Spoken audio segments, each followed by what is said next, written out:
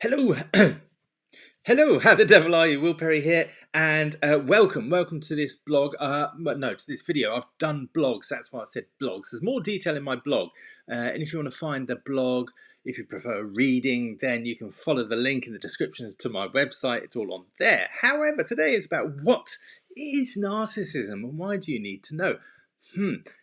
If you're following me, you probably know this stuff already. I suspect it's linked to the world's biggest mental health issue. We know how big anxiety, depression, stress is.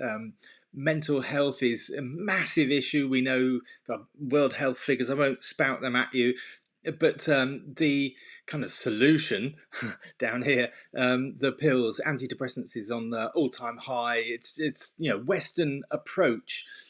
Therapy might work in some cases or many cases, but there's not enough of it to go around. And the pills just keep it at bay. They manage it to a certain degree. Some people have success with it, others don't. And it's not a long-term solution in any way.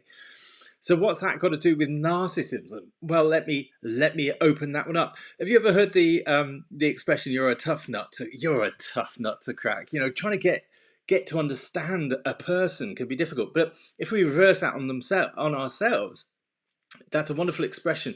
There was a David Casey article by a guy called David Casey about kind of the limits to our own understanding. The learning about ourselves can be so difficult, and we are our own difficult case, a hard nut to crack. That's about our own learning, and we have to learn something new. We have to break through our own understanding. And it was a really interesting article to me. It was like, yes, I'd seen it in so many cases being an executive coach doing action learning, which is working with groups, but on a deeper level, helping them to understand themselves further. Some people would hit this limit, the inner shell. If you see that, that's meant to be a walnut, by the way, just putting that out there. If we hit the shell of our own understanding, sometimes we break through it quite easily. And it's a wonderful thing to see, and people getting to a new level. It's that glass ceiling analogy, can't see it until, you hit it. And then some people are so fearful of it, or they find it so difficult to break through that they stay there limited and, a bit like that. Other people, chip away at it for ages, for years even, and then finally break through, and it's a wonderful thing. Others stay stuck, others go through it. We're all different. And guess what? There's another one that you can't see until you hit it, until you keep growing and developing. So when we, using the nut analogy, when we hit the shell of our own understanding, it can be difficult. And I've seen and witnessed many times in this group format of coaching, action learning, people hit it and then push back against others and blame others, blame the system, blame me, blame, everything except themselves, because it gets so difficult sometimes. It's a very difficult and personal journey. And it can be very frustrating to hit the shell of your own understanding. So, when somebody says, you're a hard nut to crack, it's like, God, I don't get you. It's really difficult to understand people sometimes. And equally, it's really difficult when you go on this personal journey to understand yourself. And the reason I've put low self-esteem there is particularly if you have low self-esteem. I'd say this is a generalization, but it's certainly true when you have low self-esteem. It's confusing and you're down on yourself. You think you're not good enough, you're not worthy, and that's what low self-esteem is, and low self-worth is a part of that, where you particularly think you're not worthy, you're not as good as other people, and that's not the case, but you believe it to be so, and you are your own hard nut to crack, because that's your shell, your understanding, and you need to break through that. But you've got so much evidence, so much belief around that. Belief is strong stuff, to break through that in order to say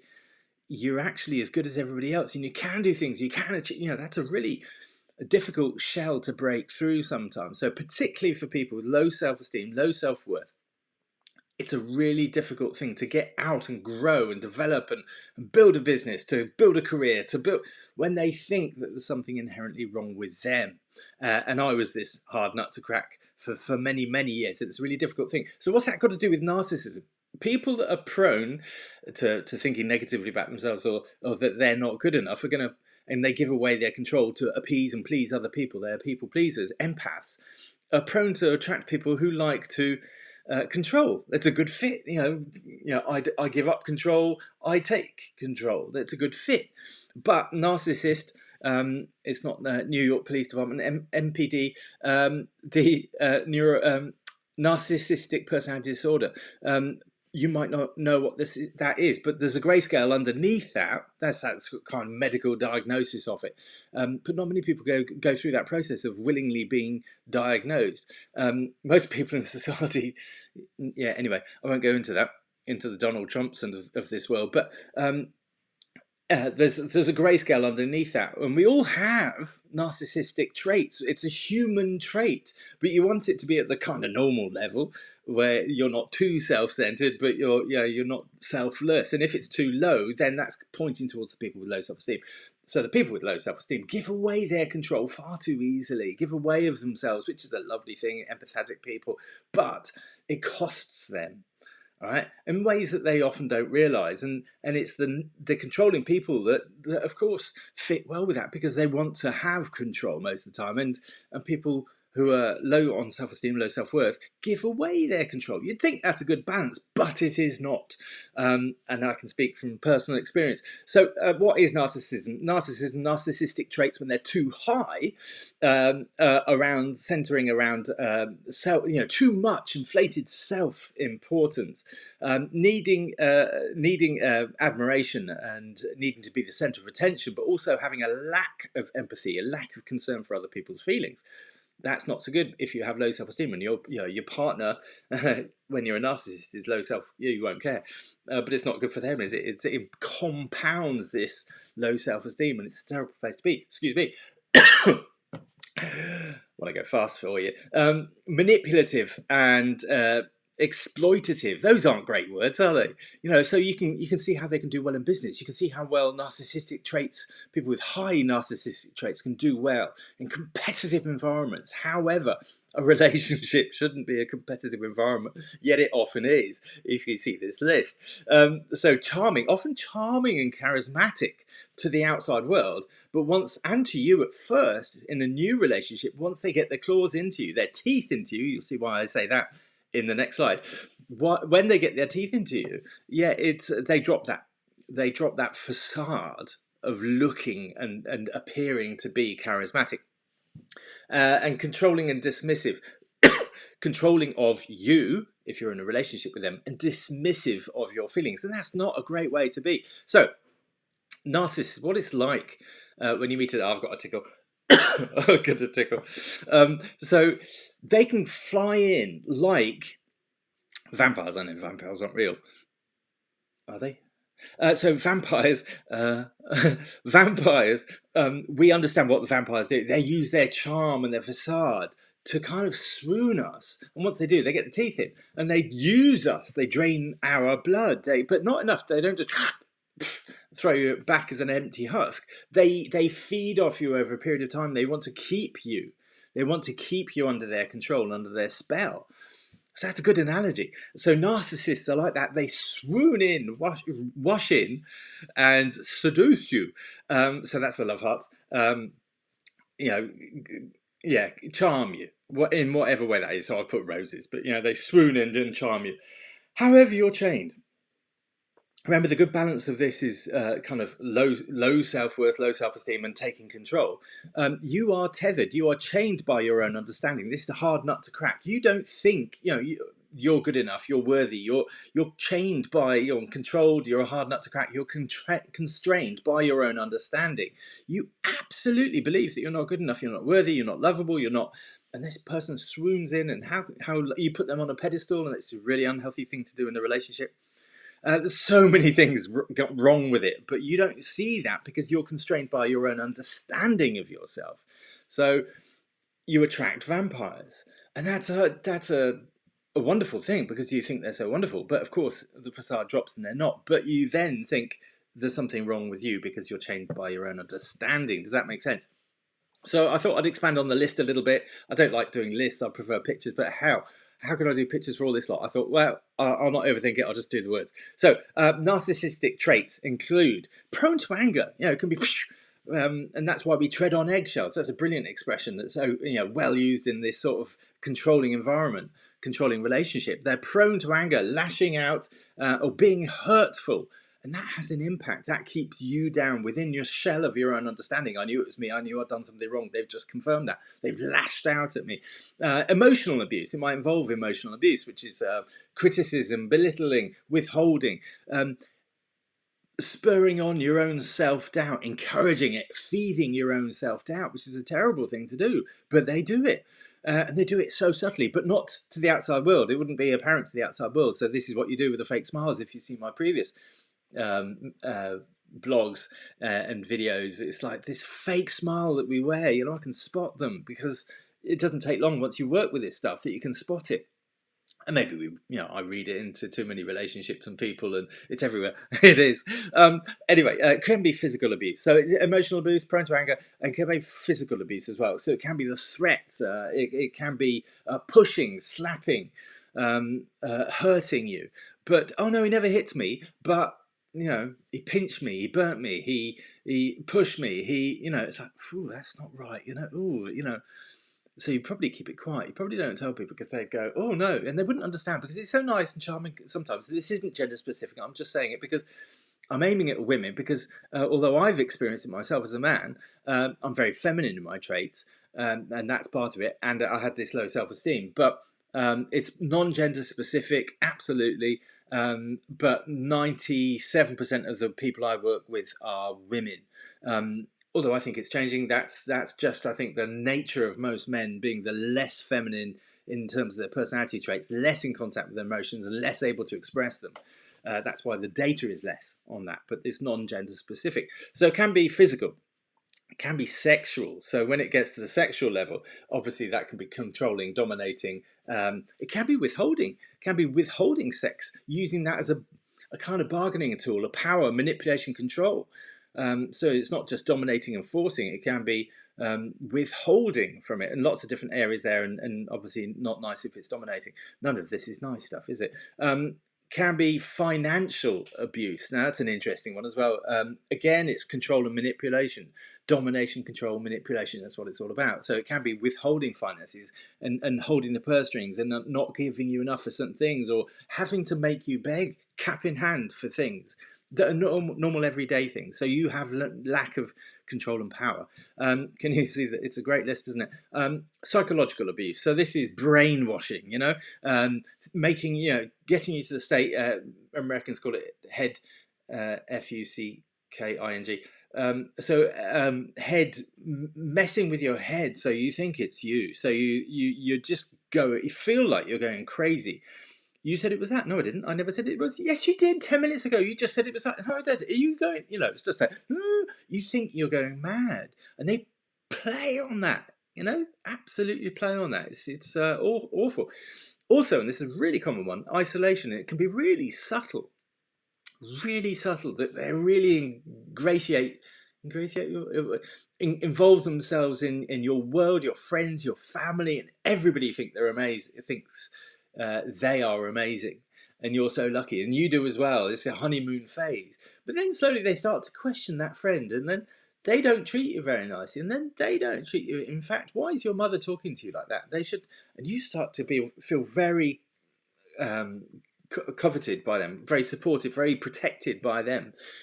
And what you don't realise is that they're slowly cutting off these networks of support that you have, and they're isolating you. And then one time you'll realise that you're isolated and they're controlling you, and then maybe they're jealous. Maybe they're very jealous and they monitor your phone. Maybe they monitor everything you do, and that you have to go into them, and every hour, I've heard of this. I've worked with clients who have got this, and every hour they had to call in, contact, and you're on a tight leash. And then it's like, I used to go out freely. I used to be able to pop over to, now I can't. It's like, what's going on?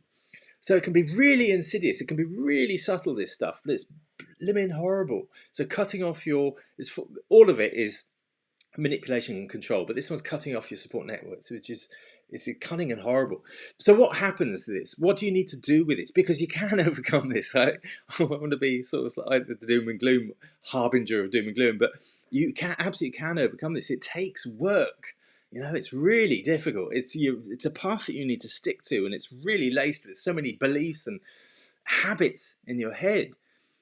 but it's worth it. You can overcome it. You just have to stick to it and work with it and focus and all the different steps I could take you through. But you can absolutely transform your life and never be controlled by anybody else again by picking up your power and using it and learning to use it because you've never been taught. It's a beautiful thing, but it's not necessarily easy or straightforward. So yeah, what you need to do is kind of understand all the different levels that I'm talking about. Why you have so low self-esteem, low self-worth, where that came from, how you believe it, yet it's not true. So this is when we need to look at the beliefs, all these different beliefs that you form, but there's a key one. I call it the mother of all beliefs, the key belief that fires off all these other beliefs that all your evidence is built on as you've grown up and up to this point you believe about yourself. It's not true. And then why that attracts, as I've talked about, narcissists, these vampires so well, why you attract them so much. And then once you realise that, you can change the polarity of that attraction to actually repel them. And that's a good thing. That's putting the cloves of garlic on, to use that metaphor.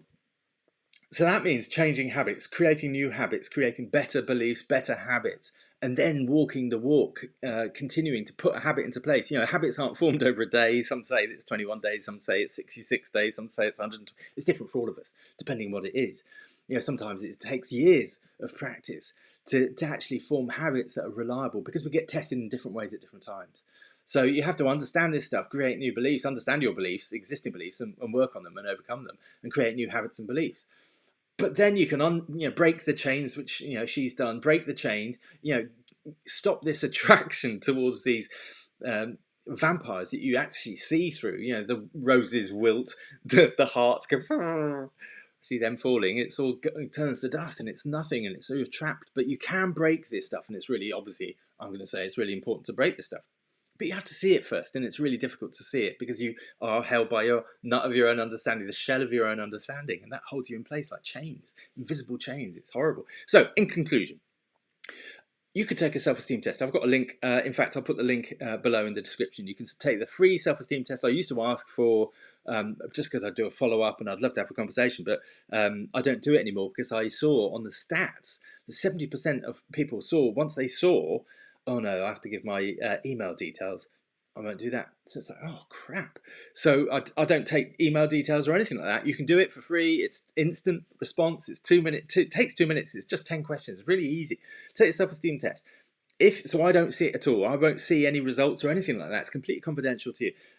It doesn't store them or anything like that. It doesn't put cookies on your Doogie What's It and sticky cookies or anything like that. So 15, if you can score 15 or lower, that indicates that you have low self-esteem, which suggests that you're probably suffering from these issues without perhaps realizing it. Or maybe you're getting a sense that something's not right, or maybe you're stuck within your shell and thinking, nah, he's talking bollocks, I'm all right. It's, I'm lucky to have who I'm, and all that. If you've got between 15 and 18, that for me indicates that you suffer from some of these issues, but actually you've done a lot of work yourself. And it wouldn't take much to really shift this stuff so that you change the polarity and don't attract narcissistic people, or it doesn't take as long to hold a narcissistic person in your light, in your spotlight. You get rid of them quicker. And if you have 18 or more, then you don't need me, and this isn't a channel you need to follow. You're healthy in terms of your self-esteem and self-worth, and you can bat these people off if they do come into your life. So you'll notice it and you'll rebuff them. You'll be able to say no quite easily to people. You won't be squirming. You can still be empathetic, but you've learnt to say no and how to control and hold your powers, your superpowers, your kindness, your empathy, to not waste it on wasters, on people that don't deserve it. So that's if you have 18 or more.